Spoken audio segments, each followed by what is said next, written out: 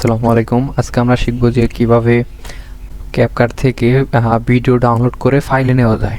তো আমরা দেখা যায় অনেকে পিসি থেকে দেখা যায় যে ফাইলে ট্রান্সফার করে নিতে পারে না, গ্যালারিতে নিতে পারে না ভিডিও। তো আজকে আমরা শিখব যে কিভাবে ক্যাপকাট থেকে ভিডিও এক্সপোর্ট করে ফাইল নিতে হয়, ওখান থেকে পরবর্তীতে আমরা ইউটিউব কিংবা ফেসবুকে পোস্ট করতে পারবো।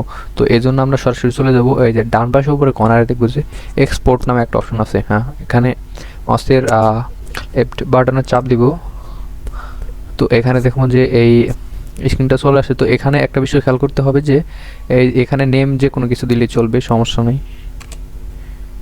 তো আমি একটা জাস্ট এমনিতে দিয়ে দিলাম। এই যেখানে যে এক্সপোর্ট টু, এই যেখানে দেখা যাবে যে ফাইল নামে একটা অপশন আছে।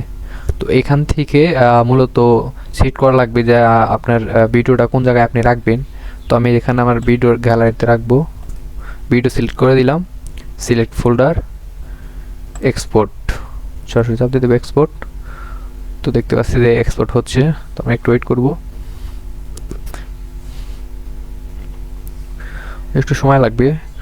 তো ভিডিও শেখা যদি আপনাদের কোনো হেল্প হয়ে থাকে অবশ্যই চ্যানেলটি সাবস্ক্রাইব করে লাইক এবং একটা কমেন্ট দিয়ে একটা শেয়ার দিবেন।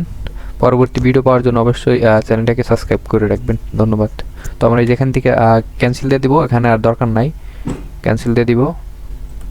তো আমরা এখন যদি দিস পিসিতে যাই, যার ফলে এই যে ভিডিও নামে অপশন আছে।